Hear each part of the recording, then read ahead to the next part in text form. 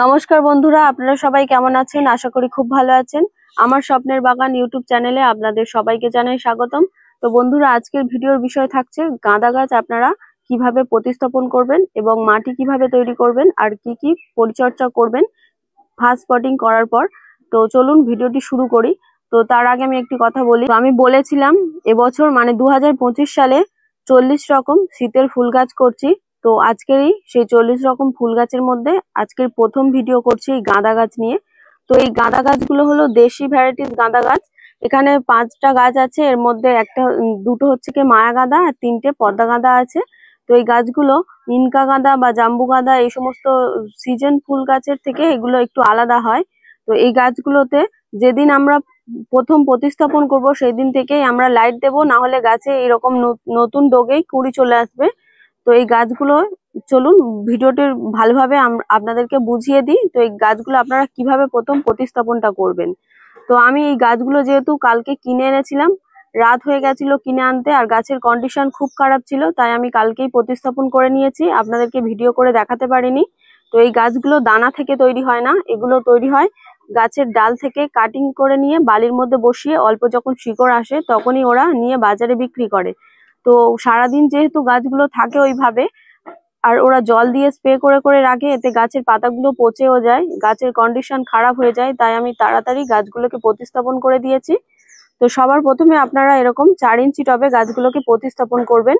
তো প্রতিস্থাপনটা করার জন্য আপনারা মাটিটাকে কিভাবে তৈরি করবেন। তো যারা কম্পিটিশনের জন্য গাছ তৈরি করছেন তাদের মাটি তৈরি করার এবং পরিচর্যা করার প্রসেস আলাদা, এবং যারা ঘরোয়াভাবে শখের জন্য গাছ তৈরি করছেন তাদেরও প্রক্রিয়াটা একদম আলাদা। তো কম্পিটিশনে গাছ করার জন্য আলাদা পদ্ধতি, আর যারা ঘরোয়া ভাবে করছেন তাদের জন্য আলাদা পদ্ধতি। তো যারা কম্পিটিশনের জন্য মাটিটাকে তৈরি করবেন গাঁদা গাছের জন্য, তারা কিভাবে মাটিটাকে তৈরি করবেন। ধরুন এই যে একটা 4 ইঞ্চি টব, তো আপনারা যদি এরকম 4 ইঞ্চি টবের মাপ অনুযায়ী মাটিটা নেন, তাহলে এই টবেরই 2 টব মাটি নেবেন আর একটা ভার্মি কম্পোস্ট নেবেন, আর মাটির পরিমাণ অনুযায়ী আপনারা অল্প করে সিঙ্গেল সুপার ফসফেট দেবেন। তো এটা হলো যারা কম্পিটিশনের জন্য মাটিটাকে রেডি করছেন তাদের মাটির হিসাবটা আমি বললাম। আর যারা ঘরোয়াভাবে তৈরি করছেন তারা এরকম 4 ইঞ্চি টবের হোক বা যে কোনো টবেরই হোক, আপনারা মোটামুটি যেই টবের মাপ নিয়ে মাটিটা নেবেন সেই টবের মাপ নিয়েই আপনারা ভার্মি কম্পোস্ট নেবেন। তো আপনারা যারা ঘরোয়াভাবে করছেন তারা 4 ইঞ্চি টবে 3 টব মাটি আর 1 টব ভার্মি কম্পোস্ট নেবেন, আর সিঙ্গেল সুপার ফসফেটটাও আপনারা পরিমাণ মতো দিয়ে দেবেন। তো যারা গোবর সার পাচ্ছেন তারা অবশ্যই করে গোবর সারটা ব্যবহার করবেন। তো গোবর সারটা যেহেতু এখন পাওয়া যায় না সেইভাবে, ভার্মি কম্পোস্টটা সব জায়গায় অ্যাভেলেবেল। তো আপনারা একটু বেশি দাম হলেও ভালো ভার্মি কম্পোস্টটা নেওয়ার চেষ্টা করবেন। তো এটা হলো 4 ইঞ্চি টবের মাটির রেশিও। এবার 4 ইঞ্চি টবে গাছটি থাকবে টোটাল 20 দিন। তো এর কি কি পরিচর্যা আছে সেটাও আমি বলে দিচ্ছি। তো এই 20 দিন থাকবে গাছটি।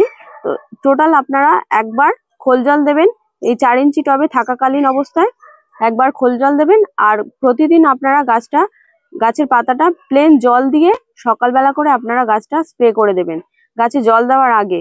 আর যখন গাছটা একটু দাঁড়িয়ে যাবে তখন আপনারা গাছে কাকা কনফিডার ইউজ করতে পারেন। তো এই কাকা কনফিডারটা আপনারা কখন কিভাবে ইউজ করবেন, কাকাটা আপনারা সপ্তাহে একবার ইউজ করবেন, আর কনফিডারটা 10 দিন কিংবা 15 দিন পর একবার ইউজ করবেন। তো 1 লিটার জলে 1 ml দেবেন, আর এটা বিকাল টাইমে আপনারা গাছের পাতায় স্প্রে করবেন। আর ভুলেও কিন্তু এই গাছে কোনো রকম ফাঙ্গিসাইড ব্যবহার করবেন না, এই গাছে ফাঙ্গিসাইড ব্যবহার করার কোনো প্রয়োজন হয় না। আর খোল জলটাও কিন্তু একবারই ব্যবহার করবেন, কারণ বেশি দিলে গাছে ক্ষতি হয়ে যেতে পারে এই গাঁদা গাছের জন্য। তো এই গাছে আপনারা কোনোভাবে গাছের পাতায় ফাঙ্গিসাইড ব্যবহার করবেন না। যদি আপনারা ফাঙ্গিসাইড ব্যবহার করেন তাহলে অবশ্যই করে ভালো ফাঙ্গিসাইডটা ব্যবহার করবেন। ভালো ফাঙ্গিসাইড হলো ব্যাবিস্টিন। তো এই ব্যাবিস্টিনটা আপনারা 1 লিটার জলে 1 গ্রাম গুলে নিয়ে গাছের গোড়ায় দেবেন, গাছের পাতায় কোনোভাবে কোনো ফাঙ্গিসাইড দেওয়া চলবে না। তো আপনাদের যদি না থেকে থাকে ফাঙ্গিসাইড, না দিলেও কোনো সমস্যা নেই। তো যারা দেবেন ভাবছেন তারা ব্যাবিস্টিনটাই দেবেন, আর গাছের গোড়ায় দেবেন, পাতায় দেবেন না। একবারই দেবেন, এর থেকে বেশি দেওয়ার কোনো দরকার নেই। এই টবে থাকাকালীন অবস্থায় আপনারা একবারই দেবেন। তো এই গাছটা আমি হচ্ছে কি কালকে বসিয়েছি। তো এখন গাছটা দেখুন কেমন ঝিমিয়ে আছে, এটা আবার রাতে শিশির খেলে আবার গাছটা ঠিক হয়ে যাবে। আবার ফের দিনের বেলা একটু আলো পেলে আবার গাছটা এরকম ঝলসে থাকবে, কারণ এই গাছটা কাটিং থেকে তৈরি, তো সেই কারণে এরকম হচ্ছে। তো এরকম 2-3 দিন হবে, এরপর আবার গাছটা সঠিকভাবে দাঁড়িয়ে যাবে। তো এই গাছটা এখন আপনারা ফুল সানলাইটে রাখবেন না, 2-3 দিন মতো আপনারা গাছটাকে ছাওয়াযুক্ত জায়গায় রাখবেন, যেখানে আলো বাতাসটা পাবে হালকা। আর রাতের বেলা আপনারা শিশিরের নিচে রেখে দেবেন যাতে গাছটা শিশির পায়। তো এইভাবে 2-3 দিন পরিচর্যা চলবে। তো এরপর আপনারা গাছটাকে ফুল সানলাইট পায় যেরকম জায়গায় সেখানে রাখবেন। শুধু 2-3 দিন এইভাবে আপনারা পরিচর্যাটা চালিয়ে যাবেন, এতে গাছটা খুব ভালোভাবে দাঁড়িয়ে যাবে। আর এই গাছটা আমি আজকে বসিয়েছি, কালকেই বসিয়েছি। তো এই গাছটাকে এখন আমি লাইটের নিচে রাখবো, কারণ লাইট না খাওয়ালে এই নতুন ডোক থেকেও কুঁড়ি চলে আসতে পারে। তো এই গাছটা আমরা হচ্ছে কি এই সময় বসিয়েছি। তো এই গাছটা যদি আমরা আরো 1 মাস আগে বসাতাম, তাহলে আমরা জানুয়ারি মাসের দিকে ফুল নিতে চাইলে 100+ ফুল নিতে পারতাম। তবে 1 মাস দেরি হয়ে গেছে, এতে তেমন কোনো সমস্যা হবে না। এখনো গাছ ভালোভাবে তৈরি করা যাবে, সময় আছে। তো সেইভাবেই তৈরি করব। তো এখন গাছটা আমি লাইটের নিচে রেখে দেবো। আর যখন হচ্ছে কি আমরা ফুল চাইছি, আমরা যেই সময় ফুল চাইছি তার ঠিক 40 দিন কিংবা 45 দিন আগে আমরা লাইটটাকে বন্ধ করে দেবো, তাহলে আমরা সঠিক সময় ফুলটাকে পেয়ে যাব। আর এই গাছটা প্রতিনিয়ত আমরা গাছের কুঁড়িগুলোকে কেটে ফেলবো। কুঁড়ি কেটে ফেললে কি হবে, গাছটাও সুন্দরভাবে ঝাড় হবে। আর গাছটা যখন আমরা ফুল নেব, তখন কিন্তু তার 30-32 দিন কিংবা 34 দিন আগে আমরা কুঁড়ি কাটা বন্ধ করে দেব। তাহলে কি হবে, গাছের প্রত্যেকটা কুঁড়ি এক সমানে হবে। আর যখন গাছে ফুল হবে, দেখতেও খুব ভালো লাগবে।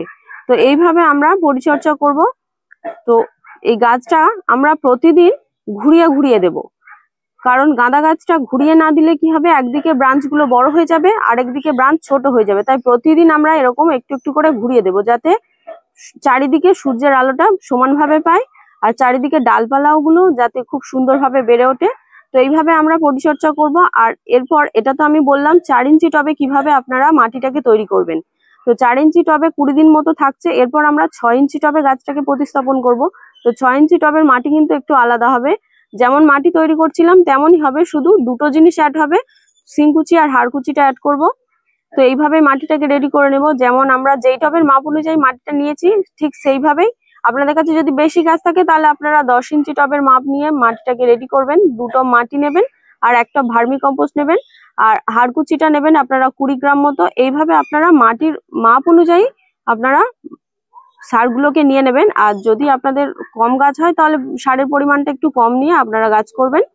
তো এইভাবে আমরা 6 ইঞ্চি টবের মাটি যেভাবে তৈরি করব এবং ফাইনাল টবের মাটিও ঠিক সেইভাবেই তৈরি করব। তো এটা তো হচ্ছে কি ফার্স্ট পটিং করেছি 20 দিন থাকবে, এবং সেকেন্ড পটিং 6 ইঞ্চি যখন করব তখনও গাছটা 20 দিন মতো থাকবে।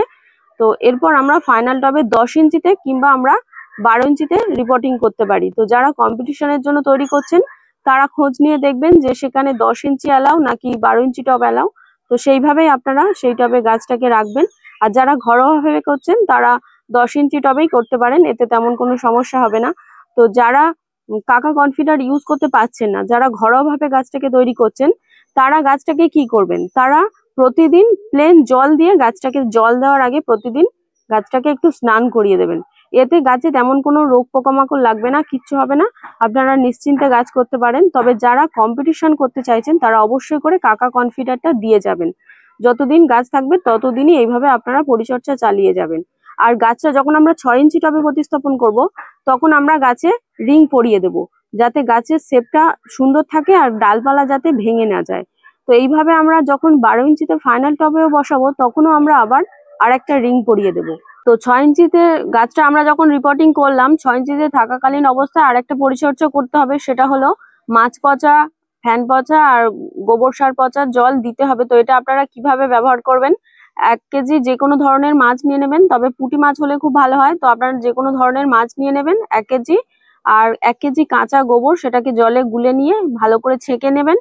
আর 1 লিটার অথবা 2 লিটার ফ্যান নিয়ে নেবেন, ফ্যানের পরিমাণটা বেশি হলে কোনো সমস্যা হয় না।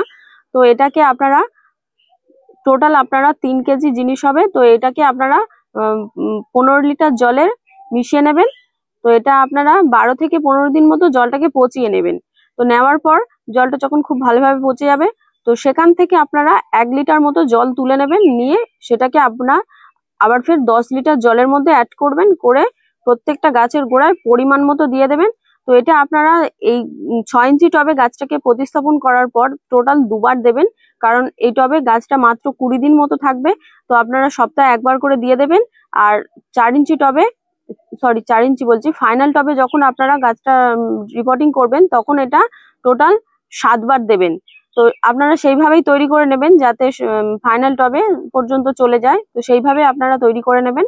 আর গাছে যখন আপনারা ঠিক করবেন যে ফুলটা নেবেন, তখন দেখবেন যে যখন গাছে এরকম ছোট্ট ছোট্ট কুড়ি চলে এসেছে তখন আপনারা 10-26-26 ব্যবহার করবেন। তো 10-26-26টা আপনারা কিভাবে ব্যবহার করবেন, 10-26-26টা আপনারা জলে গুলে নেবেন, 2 গ্রাম 1 লিটার জলে গুলে আপনারা প্রত্যেকটা গাছে দেবেন। এবার আপনাদের কাছে যদি গাছের সংখ্যা বেশি থাকে তাহলে আপনারা যদি 2 লিটার জল লাগে তাহলে আপনারা 4 গ্রাম মতো নিয়ে নেবেন। তো এইভাবে আপনারা পরিমাণ করে গাছটাতে নিয়ে নেবেন।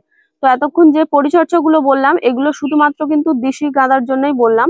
যেগুলো চীনা গাঁদা বা ফ্রেঞ্চ ফায়ারবল, ইনকা গাঁদা বা ড্রাগন গাঁদা, এগুলো কিন্তু সম্পূর্ণ পরিচর্যা আলাদা, সেগুলোর আপডেট আমি দিয়ে দেবো। তো আমি নিচে গাছে দানা ফেলেছি, সেগুলোর আপডেটও আমি দেবো, কালকেই আপনারা আপডেট পেয়ে যাবেন। সেগুলোর পরিচর্যা কিন্তু সম্পূর্ণ আলাদা হবে। তো এতক্ষণ যে পরিচর্যাগুলো বললাম এগুলো আপনারা শুধুমাত্র দেশি গাঁদার জন্যই করবেন। আর আমি হচ্ছে কি এরকম ছোট্ট গাছ 2টো পাতা থেকে বার হওয়া থেকে শুরু করে গাছে ফুল ফোটা পর্যন্ত এবং কম্পিটিশনে দেওয়া পর্যন্ত সমস্ত রকম আপডেট আমি দিয়ে দেব। এবং আমার গাছ কিভাবে আমি দানা ফেলে তৈরি করেছি সেটারও আপডেট আমি দিয়ে দেব। তো আপনারা শুধু আমার পাশে থাকুন, এটাই আমার চাওয়া। আর আপনারা যারা নতুন এই ভিডিওটা দেখছেন তারা অবশ্যই করে সাবস্ক্রাইব করে রাখবেন, কারণ আমি যদি এর পরের দিন নতুন কোনো ভিডিও ছাড়ি আপনারা দেখতে পাবেন না। তো 40 রকম গাছের ভিডিও করছি, তো যারা দেখতে চান তারা অবশ্যই করে চ্যানেলটিকে সাবস্ক্রাইব করে রাখবেন। তো আজকের এই ভিডিওটি যদি আপনাদের ভালো লেগে থাকে তাহলে একটি কমেন্ট করবেন, লাইক করবেন। আর এখানে ভিডিওটি শেষ করছি। এতক্ষণ এত মনোযোগ দিয়ে ভিডিওটি দেখার জন্য আপনাদের সবাইকে অসংখ্য অসংখ্য ধন্যবাদ।